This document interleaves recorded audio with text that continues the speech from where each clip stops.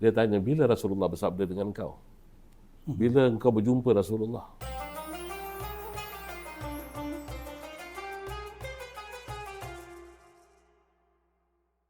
Bismillah, alhamdulillah, wassalatu wassalamu ala sayyidina wa habibina rasulillah wa ala alihi wa sahbihi wa mawala. Alhamdulillah, syukur banyak-banyak pada Allah Subhanahu Wa Taala. Allah Taala pilih kita untuk bersama-sama dalam satu lagi majlis, satu lagi episod yang insya-Allah bermanfaat untuk kita semua pada malam ini.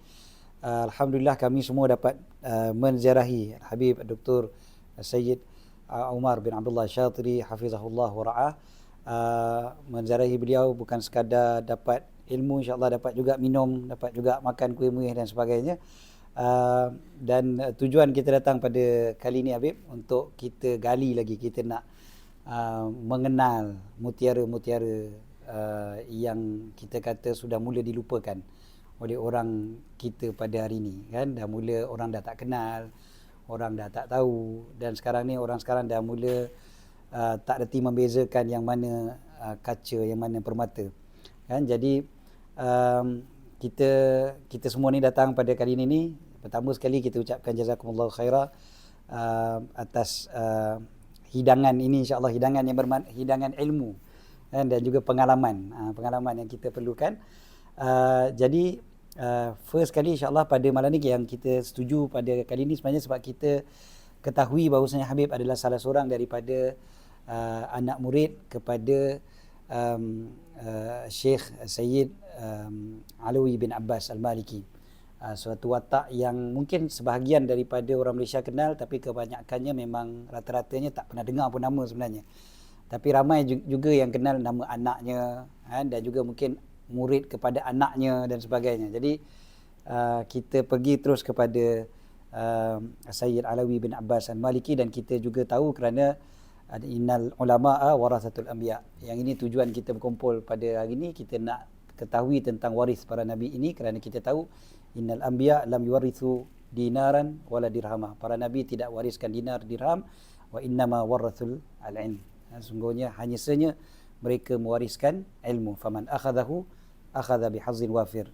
Siapa yang ambil ni, inilah yang dia dah ambil bahagian yang cukup banyak. Jadi insya-Allah kita nak ambil bahagian yang cukup banyak daripada Al-Habib untuk kita dengar, insya-Allah, berkaitan dengan pengalaman. Mungkin daripada mula lah agaknya kot. Macam mana sebenarnya Habib boleh belajar dengan, dari mana Habib dengar nama. Contohnya kita kalau nak belajar mesti kita tahu juga, kan? Mana kita bukan main hentam kromo aja, kan? Macam mana boleh belajar dengan beliau dan segalanya lah yang berkaitan dengan beliau, insya-Allah. Bismillah, alhamdulillah, wassalatu wassalamu ala rasulillah. Pada tahun 1964, Ana telah berjaya untuk melanjutkan pelajaran ke Universiti Islam Madinah Al-Munawwarah. Jadi sebelum berangkat, ayah anda, Ana beritahu apabila sampai ke Mekah, kalau masih hidup lagi guru-guru beliau, tolong sampaikan salam. Jadi Ana pun ke Mekah masa cuti. Jadi sudah menjadi Ana punya kebiasaan, setiap tahun cuti musim panas selama 100 hari Ana akan habiskan masa di Mekah dengan cuba mencari ilmu di Masjidil Haram. Dan di sana Ana carilah guru-guru ayahanda Ana. Di antara guru-guru ayahanda Ana, Abu Bakar Al-Bar, Syed Muhammad Amin Al-Qutubi, Syed Alwi bin Abbas Al-Maliki, Syed Hasan Fad'ak yang masih hidup. Jadi apabila sampai ke sana, Ana pun sampaikan salam. Yang anehnya, sudah puluhan tahun ayah Ana meninggalkan bumi Mekah, mereka masih ingat. InsyaAllah. Terutama Syed Muhammad Amin Al-Qutubi mengatakan, Abu Fannan. Ana heran, mengingatkan Fannan ni macam ahli seni. Rupanya dia bilang, ayah engkau apabila kami mengajar, nanti diringkaskan berpuluh-puluh muka dengan satu muka saja, dengan cara lukisan dan sebagainya. Dan salah satu yang masih dia pegang, La Al-Mukarrarah, Yang ada, kalau buka La Al-Mukarrarah tu, kalau kita nak buka dalam kitab Nahwu, sekurang-kurangnya hampir 100 muka. Dia bikin dalam satu muka. Dan dia, sekarang sudah dicetak. InsyaAllah. Dan ana mengambil kesempatan. Dan kebetulan pula Syekh Muhammad Amin Al-Qutubi mengajar di Masjid Mekah. Mengajar Jawahirul Maknun. Jadi ana mengambil kesempatan belajar sama dia Jawahirul Maknun. Kemudian ana berjumpa juga dengan Syed Alwi bin Abbas Al-Maliki. Semua di Masjidil Haram Mekah. Syed Alwi bin Abbas Al-Maliki mengajar dirasat fi kutubus sunnah. Iaitu tentang hadis, mustalahnya, usulnya, hadisnya, syarahnya.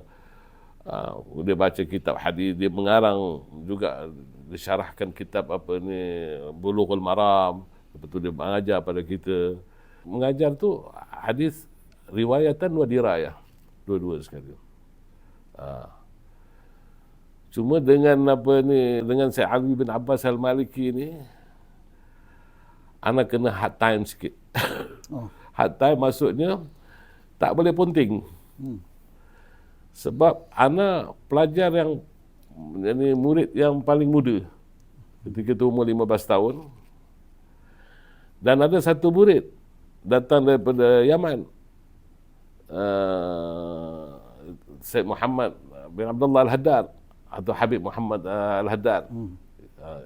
Selepas tu ada pernah bikin rubat di Baydha kalau tak silap ana. Jadi kami kena duduk bersebelahan. Yang paling tua dan yang paling muda. Berdepan dengan dia. Murid-murid lain tu ada berpuluh-puluh beratus. Jadi kami sentiasa dia monitor kepada saya. Pada kami berdua ni. Dia dua-dua.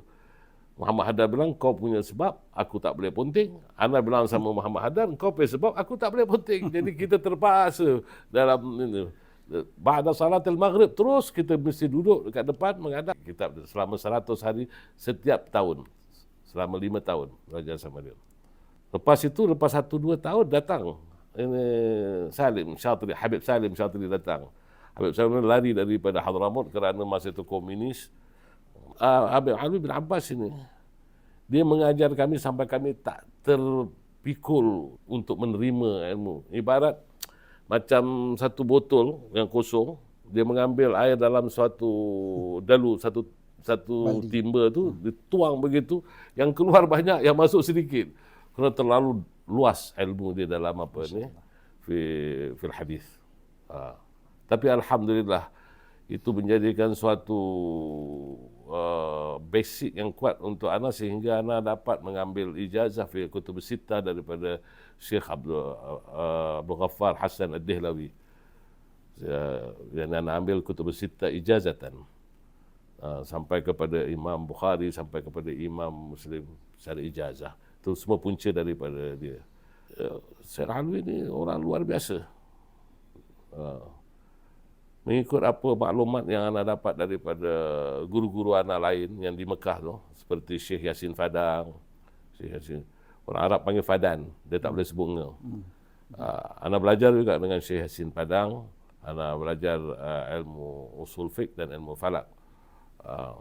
Tapi falak nampak ana tak berapa kuat. Tak boleh pikul. Jadi akhirnya ana ambil daripada Syekh Yasin Padang tu ilmu usul fiqh saja. Kemudian lepas ambil itu terus sambung dengan Syekh Muhammad Amin Qutubi mengambil Jawahirul Maknun sehinggalah tamat ilmu balaghah. Adapun Syekh Abu Bakar Al-Bar, ana jumpa dia sekejap saja, sampaikan salam ayahanda ana. Lepas tu besoknya beliau berangkat pergi ke Eritrea, pergi Asmara. Dan hingga beliau wafat di Asmara sana. Yang tadi tu apa Habib tengah sebut tadi, ada guru-guru yang ceritakan tentang Sayyid Alawi bin Abbas tadi. Dia cerita apa tentang Syekh Alwi bin Abbas Al-Maliki. Syekh Alwi bin Abbas yang anda dapat tahu daripada guru-guru anak yang lain, dia seorang yang pelajar yang luar biasa. Dia semasa beliau belajar di Madrasah Al-Falah, kerana kebijaksanaan beliau tu, sehingga beliau menjadi murid dan guru pada masa yang sama di Madrasah Al-Falah. Masa itu Anas juga berkawan juga dengan anak dia. Masa biasalah orang-orang muda kan, nakal anak dia Syekh Muhammad bin Halwi ni. Muhammad tak dia selalu punting daripada kelas bapa dia tu. Tapi masya-Allah lah, akhirnya beliau anak orang ulama, akhirnya beliau menjadi ulama besar juga. Afwan Habib, ada soalan berkaitan dengan bagaimana situasi ketika Habib belajar di Makkahul Mukarramah. Dari bidang apa tu? Dari sudut pembelajaran dengan Syekh Abdul Abbas Al-Maliki tu, Syekh Alwi Al-Maliki tu. Bagaimana situasi pelajar ketika itu? Suasana pembelajaran dalam kelas. Zaman garang ke macam mana? Pertama zaman 60-an belum moden lagi, belum maju lagi Saudi. Tengah jalan masih lagi lampu pam tu, bukan ada elektrik. Air masih kita pikul. Keadaan kemudahan seperti sekarang ni tak wujud. Jadi begitu juga keadaan belajar pun macam dulu pakai halaqah. Guru duduk. Dan tapi kalau ini Syekh Alwi Maliki, Syekh Muhammad Amin Qutubi semua tak mau duduk atas kursi. Dia semua duduk kat bawah. Yang duduk macam satu baris dengan kita. Sekarang kita ambil bantal, Syekh Alwi bin Abbas terpaksa kerana dia kurus, kecil, orangnya kecil molek. Jadi supaya jangan sakit punggung dia tu, ada bantal sikit. Tak ada pakai kursi seperti mana kita lihat di Masjidil Haram sekarang. Kursi besar-besar. Tak ada. Kemudian yang ada Syekh Hasan Yamani. Ana belajar dengan Syekh Hasan Yamani lepas pada salatul subuh. Ana belajar ambil kitab Al-Majmu' daripada Syekh Hasan Yamani. Selama 500 hari, mana setiap tahun 100 hari ana akan lepas duha, ana belajar dengan Syekh Hasan Mashad. Dia Chief Qadi, Ketua Qadi Raisul Qudah di Mekah. Ana belajar kitab Al-Mughni Ibn Qudamah, madhab Hanbali. Madhab Syafi'i dengan Hasan Yamani. Hasan Yamani itu pernah menjadi mufti di Terengganu dulu. Dan beliau juga ayahanda kepada Menteri Minyak, Zaki Yamani. Jadi ba'dal maghrib belajar dengan Syekh Alwi bin Abbas Al-Maliki. Ba'dal Isya, lepas main Isya, kita belajar sama Syekh Muhammad Amin Al-Qutubi. Kemudian antara lepas belajar itu sampai ke subuh, kadang-kadang kita keluar, kadang-kadang kita dengar yang lain-lain. Ada juga kadang-kadang singgah tempat Syekh Abdul Qadir Al-Mendili, tapi beliau mengajar dalam bahasa Melayu. Seorang ulama Mekah, asal daripada Kedah, dan digelar Al-Mendili kerana dia keturunan daripada Mendiling, Indonesia. Kemudian ada seminggu sekali ana pergi naik ke Jabal Abu Qubis, belajar dengan Engku Jalil, kita panggil Engku Jalil, Syekh Abdul Jalil Al-Muqaddasi. Ana belajar kitab Adabul Bahthi wal Munadarah, cara-cara berdebat. Dia seorang keturunan raja dari Indonesia, lari kerana pemerintahan Soekarno tu, dan dia seorang ulama yang terkenal juga. Tengku Abdul Rahman, Allahyarham Tengku Abdul Rahman pun selalu rujuk kepada dia banyak masalah-masalah tentang politik-politik di Melaya dahulu. Waktu belajar lepas maghrib tu kan, Habib belajar dengan Habib Alwi pada lepas maghrib. Halaqah ada banyak di Masjidil Haram kan? Ada banyak. Tapi apa yang membezakan halaqah Habib Alwi ni sendiri? Maknanya ke sebab memang pasal daripada mula sebab ayahanda dah kirim salam ke semua tu jadi pergi situ. Satu yang kemudiannya orang lain pun datang kan ramai belajar dengan beliau. Maknanya yang menyebabkan orang semua tumpu pada beliau, sedangkan kan ada halaqah-halaqah lain. Sebab beliau pertama mengajar dirasat fi kutubus sunnah. Dan apabila beliau membawakan sesuatu hukum, beliau meraihkan murid-murid yang bermacam-macam mazhab. Ada yang datang ramai dari berbagai tempat. Dan kebetulan pula ana di Madinah kita belajar 8 mazhab. Jadi sesuai. Sebenarnya ana ingin mengalami bagaimana ayahanda ana belajar. Ah, kalau dulu kita sebagai anak-anak tak mau kalah dengan bapa.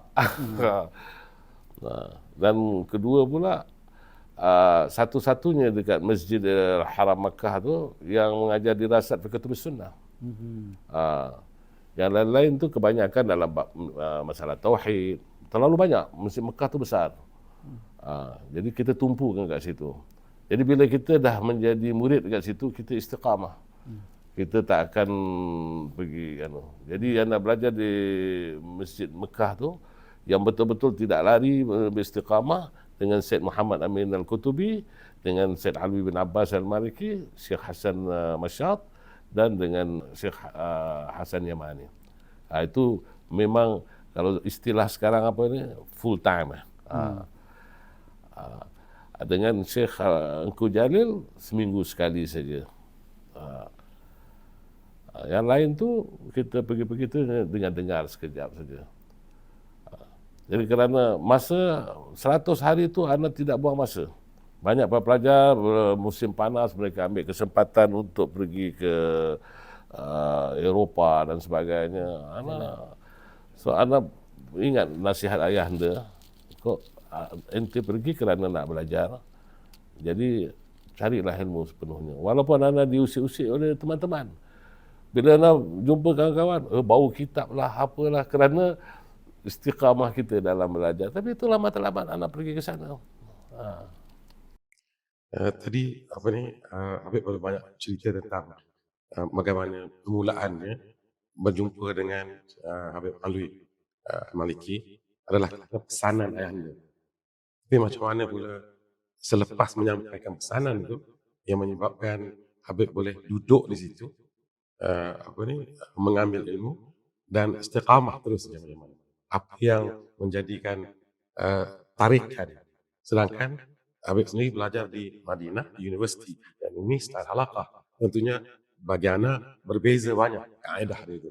Jadi apa yang menarik sekali apabila pertama kali dengar dia mengajar dalam bidang dirasat fi kutubis sunnah, ana lihat, ana suka nak dapat di tempat lain semasa di Mekah tu. Di Madinah ada, di Masjid Nabawi Madinah ada. Tapi suka nak dapat di tempat lain, dan cara beliau menyampaikan ilmu itu, subhanallah, maknanya ka'annahu kutub. Seolah-olah beliau tu kitab-kitab. Dari kitab ini, dari kitab ini, dari kitab ini dibawa. Jadi kita ni pun ilmu yang begitu, dan sampai kita tak telarat nak mengambilnya. Apa yang kita mungkin capai tak begitu banyak. Kemudian mungkin kerana ayahanda anak ataupun kerana umur yang kecil, jadi anak menjadi macam orang yang dia beri perhatian. Akhirnya begitu rapat hubungan anak dengan dia, sehingga beberapa kali diajak makan di rumah beliau, sehingga dia beri gelaran pula. Kita ada 3 ni, yang anda bersebelahan dengan Muhammad Al-Haddad. Kemudian Salim Syatri datang kemudian. Akhirnya Salim Syatri jadi orang yang ketiga. Akhirnya dia beritahu sama murid-murid lain, kalau ada masalah-masalah yang kamu tak dapati, sebelum nak tanya kami, tanya ni 3 orang dulu. Tanya bahagian fikih, tanya itu al-faqih, kata dia. Dia gelar saya faqih. Iaitu bahagian fikih, apa mazhab, tanya pada ini Umar Syatri. Kalau tanya tasawuf, tanya Muhammad Al-Haddad. Tanya pasal tafsir, tanya pada Salim Syatri. Jadi kami ni seolah-olah macam kalau zaman sekarang macam ketua darjah. Macam murid-murid yang padahal kami tak ada apa-apa juga. Tapi itulah, akhirnya semua murid-murid nak sebelum mula halaqah pula ada masalah tanya kami. Jadi akhirnya kami dapat gelaran lah tu. Sampai dia gelar ini As-Sufi Muhammad, Al-Faqih Umar Syatri, Al-Mufassir Salim Syatri. Insya-Allah. Bila anak di rumah beliau pun tengok, subhanallah, susah nak gambarkan Dari segi spiritual, kita masuk ke rumahnya, ana biasa masuk Kaabah 2-3 kali. Jadi gulu pula kita cakap, macam exaggerate pula. Seolah-olah ana masuk nombor 2 Kaabah tau. Rasa begitu. Bukanlah kita anggapkan rumah dia seperti Kaabah. Maknanya perasaan kita dengan tawaduknya. So itu anak beliau apabila datang ke Malaysia, Habib Muhammad Maliki, kalau datang ke Malaysia, dia bilang mesti nak jumpa Syatri. Kadang-kadang dia beritahu sama murid dia itu, Profesor Agil Al-Mahdadi, mesti beritahu Syatri dia mau datang. Profesor Agil tanya, yang mana satu? Yang senior ke yang junior? Dua-dua. Jadi menjadikan hubungan anak cukup rapat. Mungkin kerana ayah dia, dan mungkin kerana umur anak kecil. Wallahu alam. Jadi maksudnya Habib daripada Habib Alwi Al-Maliki tadi ini bukan hanya setakat ilmu yang dapat. Jadi dari segi relationship, dari segi hubungan tu dah melebihi daripada guru dan murid maknanya tu. Jadi pengetahuan Habib, fahaman Habib tentang tokoh badan itu sendiri pun berbeza lah maknanya. Itu lebih mendalam, lebih memahami. Ya, dia seolah-olah beliau menganggap anak macam keluarga. Orang kita ni siapalah kita. Sampai bila beliau nak menasihati anak beliau Habib Muhammad Maliki, beliau suruh anak nasihat. Sehingga akhirnya cara tak langsung kita menghormati Habib Muhammad Maliki, seorang ulama yang besar. Tapi sehingga akhir hayat, sehingga hampir-hampir akhir hayat, Habib Muhammad tu anak menasihati. Masa beliau sakit dekat Jeddah, anak telefon Muhammad, engkau tak lama, kau mesti pantang makan. Lepas anak nasihat tak berapa minggu, beliau wafat. Jadi Habib Alwi mengambil anak macam anak angkat. Terutama apabila beliau dapat tahu bahawa semua anak teman-teman mati syahid. Dan anak satu-satunya pelajar masa itu, anak pergi atas nama pelajar Malaysia, tapi Singapura berpecah dengan Malaysia. Akhirnya hanya seorang pelajar Singapura yang ada di situ. Jadi mungkin kerana itu juga beliau rasa simpati. Jadi anak macam terlalu jadi anak angkat lah. Bukan dengan beliau saja, dengan banyak ramai juga. Tapi begitulah jadi.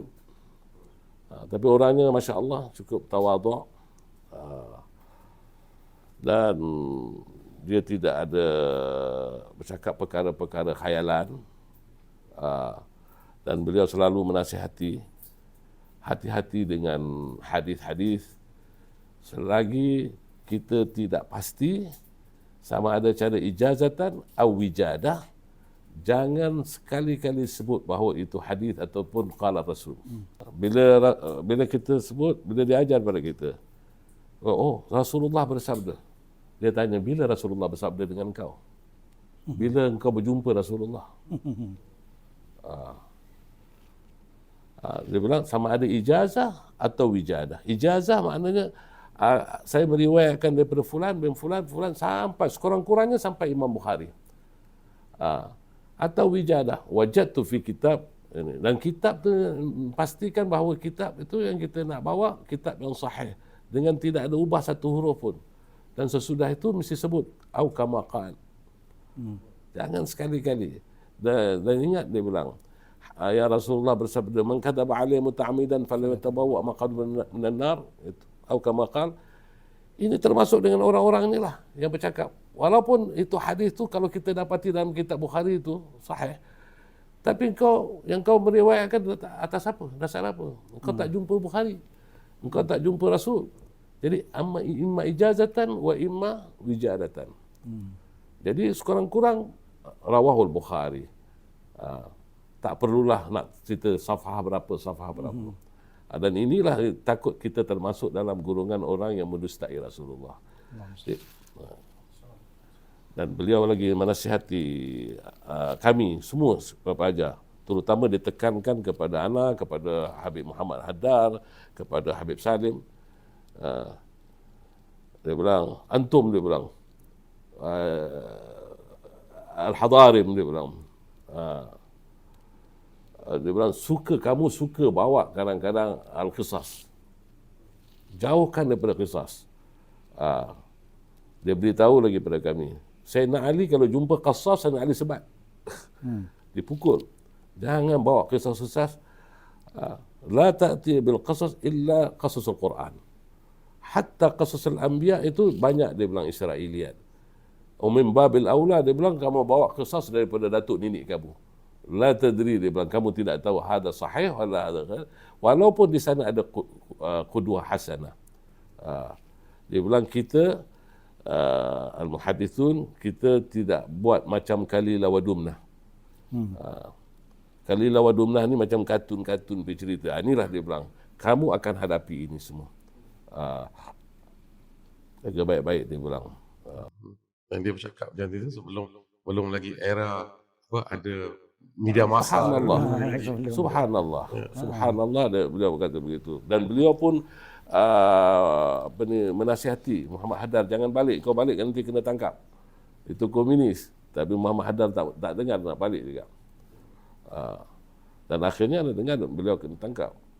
Muhammad Haddad kena tahan di Mukalla ke wallahu alam anapun. Tapi Muhammad Haddad orangnya sufi, masya-Allah, mutawadhi', cukup tawadhu'. Kita tahu siapa Habib Muhammad Haddad? Itu guru kepada Habib Umar bin Hafiz dan guru kepada Habib Zain bin Sumait. Dan kebetulan beliau tu adalah mertua juga. Beliau pernah hubungi anak suruh pergi ke Baida nak kahwinkan anak dia. Kalau anak kahwin tak peluang ini. Zain bin Sumait sama Umar bin Hafiz tak peluang nak kahwin. Afwan, soalan. Tadi Habib mengatakan Habib Umar, Habib Muhammad Al-Haddad, Habib Salim Al-Syatri macam ketua kelas ketika belajar masa halakah tu. Apa pengajaran atau perkara yang paling memorable, yang penting yang pernah disampaikan kepada Habib atau yang Habib pegang sampai ke hari ini daripada Habib Alwi bin Abbas Al-Maliki? Bukan ketua kelas lah, tapi tak, wallahu alam, mungkin beliau nampak yang ada pada kami yang kami tak nampak, dan kami pun masih menganggap kami ni masih talib alim, penuntut ilmu, masih jahil. Tapi sehingga menyebabkan dekat halakah tu ratusan, bukan 20, 30 orang, sampai 100 lebih, 200 lebih orang. Rapat-rapat kita duduk sampai mereka menghormati kami gara-gara Habib Alwi sebut. Malah mereka merujuk pada kami. Kami pun tak tahu apa satu kelebihan yang ada pada kami.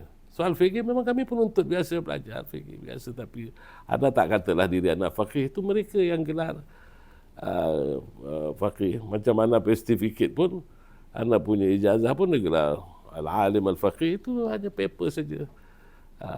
Tapi memang kita belajarlah, tapi bukanlah, janganlah samakan kita seperti apa ini fuqaha besar. Tidak, bukan gitu. Kami ni macam bakul saja ambil daripada para ulama. Apa pengajaran atau nasihat dia yang paling Habib pegang sampai hari ini, atau any memory of anything? Selain daripada kena jaga bab hadis tadi tu. Dia nasihat, jangan sekali-kali kita bercakap melainkan kita memastikan bahawa itu adalah benar. Jadilah seperti sahabat. Sahabat apabila ditanya semua dia tolak, suruh tanya orang lain. Jangan sekali-kali kita izharkan diri sendiri. Sehingga beliau pernah mengatakan, engkau, dia bilang, dan Salim ni kedua-dua Asy-Syatri, kata dia. Dia bilang di sana ada masalah, aku dengar dia bilang, ada satu bidalan di negeri kamu di Hadramut, kata dia. Itu tak tahu mengatakan bahawa alladzina la yuhibbuna adh-dhuhur ahlul ilmi wa ahlus syatri. Yang tak suka tunjul-tunjulkan diri, dia bilang orang yang ada ilmu, yang para ulama dan keluarga syatri. Jadi jangan nak tunjuk-tunjukkan diri. Pastikan, dia bilang, apa yang kau nak cakap itu, pastikan bahawa itu adalah benar. Kemudian terutama berkenaan dengan hadis. Dan begitu juga lepas itu beliau pun menasihati kepada Salim, Habib Salim, sebagai yang digelar sebagai mufassir. Dia beritahu, man fassara al-Quran bi ra'yih falyatabawa maq'adahu minan nar, ya Salim, kata dia. Barang siapa yang tafsir Quran dengan otak dia, maka siapkan tempat duduknya dari api neraka. Jadi itu pesanan beliau tu, pastikan jangan keluar daripada mulut kita melainkan kita sudah lihat bahawa itu sahih betul. Dan cuba lari, ya betul dipanggil, ya dipanggil anak bukan saja faqih, kadang-kadang dipanggil faqih, kadang-kadang dipanggil atiq. Al-atiq. Jaga baik, dia bilang. Dalam segi ini, bila dalam segi ilmu fiqh, dia bilang banyak benda-benda yang fiqh ni, ada yang qaul da'if, qaul syadz. Jangan sekali-kali engkau nak menyelesaikan satu masalah sehingga engkau ambil yang syadz, ambil yang daif. Cuma nak menolong orang menyelesaikan masalah. Dia bilang zaman sekarang tak berlaku. Fi zamanik wa fi zaman fil mustaqbal, pada zaman engkau dan zaman akan datang akan berlaku. Subhanallah. Mungkin Allah memberi ilham pada beliau, dan apa yang kita lihat memang betul sekarang ini apa berlaku. Jadi itulah nasihat dia, jangan sekali-kali keluar daripada mulut kita melainkan kita pasti. Jadi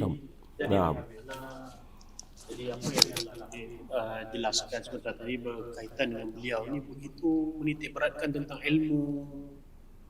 Jangan cerita benda yang cerita-cerita, melainkan benda tu sahih, benar dan sebagainya. Jadi dia melihatkan keadaan sekarang ni di media ada salah faham tentang beliau. Bagaimana Habib? Salah faham berkaitan dengan beliau. Sedangkan beliau ni begitu memberatkan tentang ilmu, nasihatkan pelajarnya supaya jangan berkata benda-benda qasas tu bagaimana. Beliau melarang kita menjadi qasas. Anak sejak belajar dengan beliau selama 500 hari. Satu tiap tahun tu 100 hari. 500 hari, anak tidak pernah mendengar beliau membawa ke apa-apa cerita. Melainkan cerita tu yang wujud dalam Al-Quran. Dan beliau tak suka sangat kita nak bercakap sesuatu perkara yang mukhtalaf, benda yang diselisihkan oleh para ulama, kerana beliau menasihati bakal memecahkan umat Islam dalam masalah furu'. Sebab fiqh ini masalah furu'. Jangan sekali-kali, dia bilang, memecahkan umat Islam disebabkan perkara-perkara furu', dia bilang. Kemudian apatah lagi kalau perkara-perkara yang khurafat, kita tidak pernah dengar daripada beliau langsung. Beliau menentang khurafat. Bukan mudah kerajaan Saudi nak mengakui seseorang, mengatakan bahawa dia itu ulama besar, ulama ahli sunnah. Bukan mudah kerajaan Saudi. Walaupun dia rakyat Saudi, tetapi dia bukanlah daripada golongan-golongan asal-usul kabilah-kabilah Saudi. Kalau nak kirakan asal-usul dia pendatang. Tapi kerana ilmu beliau, pegangan beliau, pendirian beliau, beliau pernah menjadi khatib khutbah Jumaat, dan disegani, dihormati oleh para ulama. Dan kalau musim haji itu kita akan lihat, sehingga anda pernah lihat ulama-ulama yang daripada golongan Rafidah duduk di situ mendengarkan ajaran beliau tu. Masya-Allah. Kita boleh lihatlah ulama-ulama Rafidah ni daripada Iran ni dengan pakaian mereka. Jadi subhanallah, mereka duduk dengarkan. Bercakap tentang Syekh Habib Alwi bin Abbas Al-Maliki sebagai seorang ahli hadis.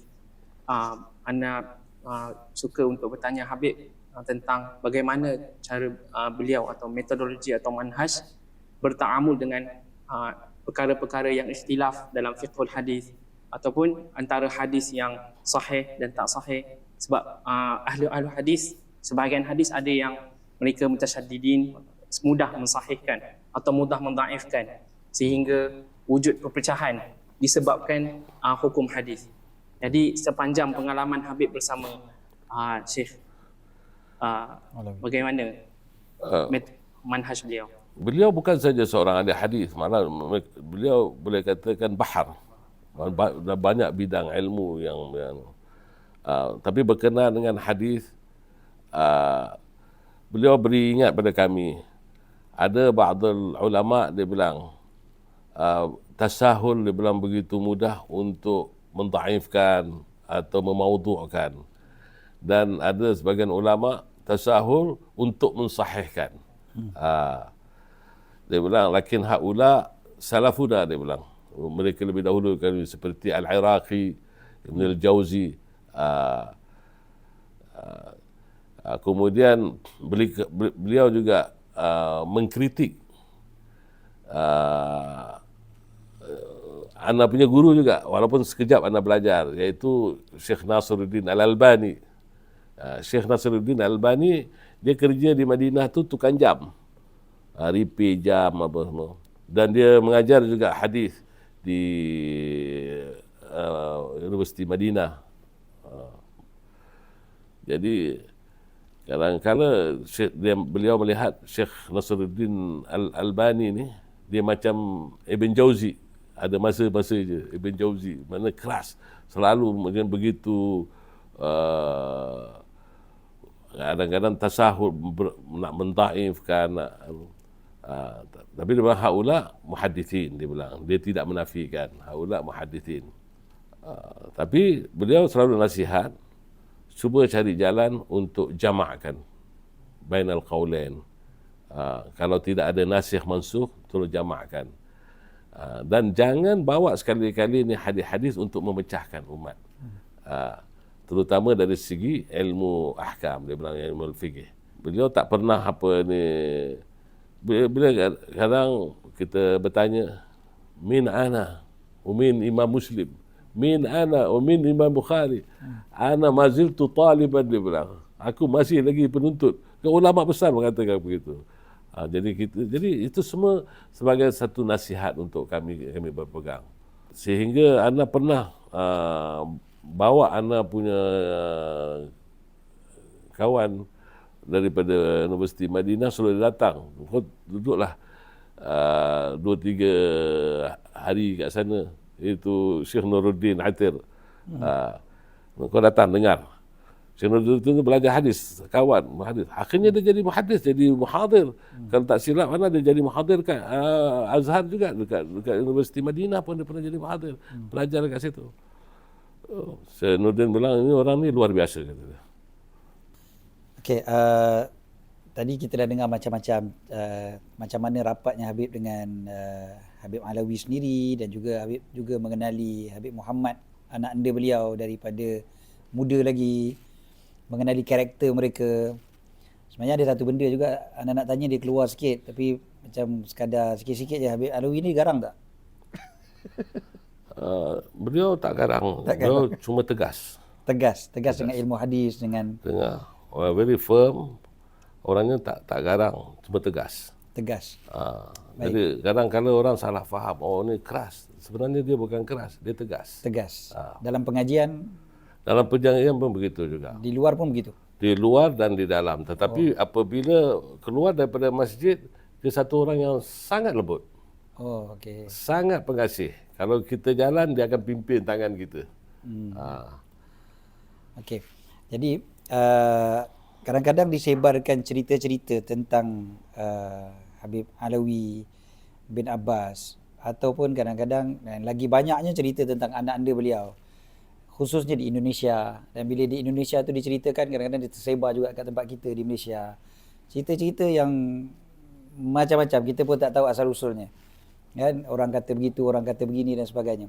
Contohnya bila diceritakan tentang Sayyid Alawi bin Abbas, katanya bila selalu pergi ke Madinah, dan pergi ke Madinah pun dengan anak anda beliau Habib Muhammad, dan bila pergi ke Madinah tu beliau akan ikut jalan lama dan kemudiannya sampai ke Badar, dan bila sampai di Badar itu beliau pernah berehat di satu rumah, tiba-tiba dengar bunyi gendang dipukul dengan begitu kuat pada waktu malam.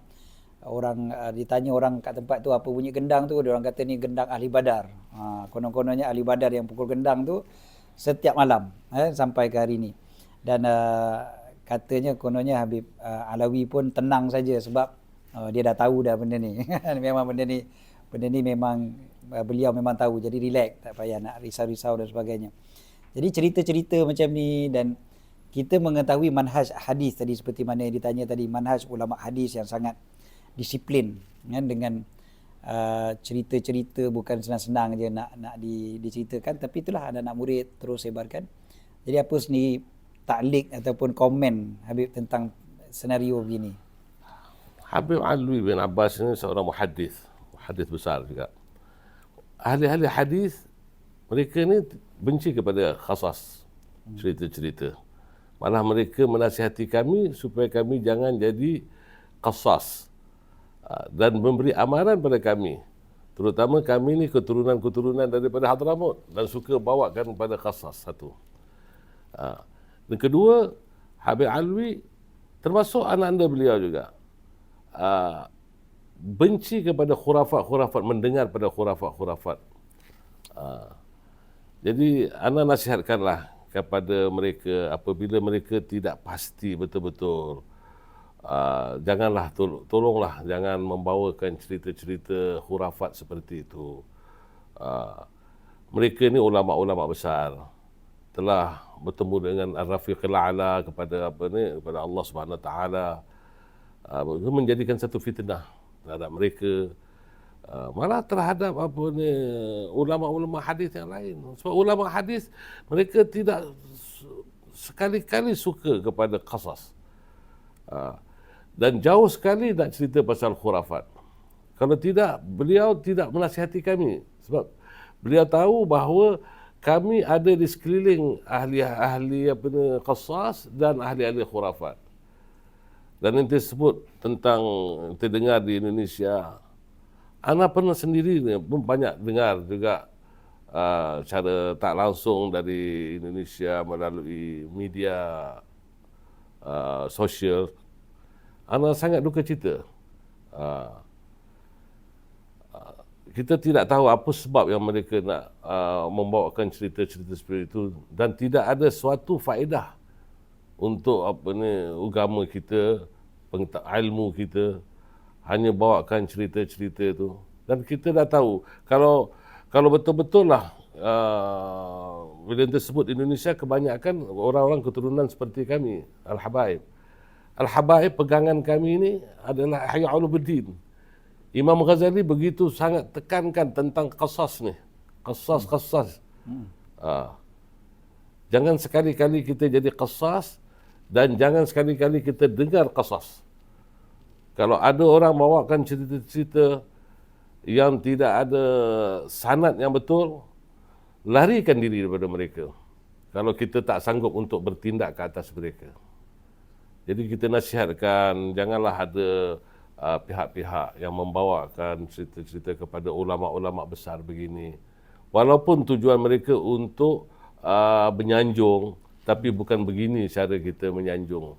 Menyanjungi para ulama, amalkan ilmu yang apa mereka berikan kepada kita. Jadi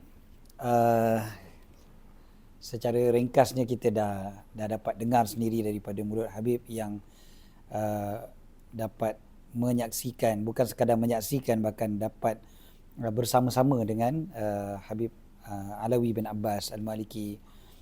Bukan sekadar membaca buku, bukan sekadar tengok, bahkan dapat hidup bersamalah kita katakan, dan dapat mengambil seberapa banyak faedah daripada Habib Alawi bin Abbas Al-Maliki. Dan mudah-mudahan kita semua dah dapat faedahnya, dan insya-Allah mudah-mudahan para penonton juga dapat manfaatnya insya-Allah.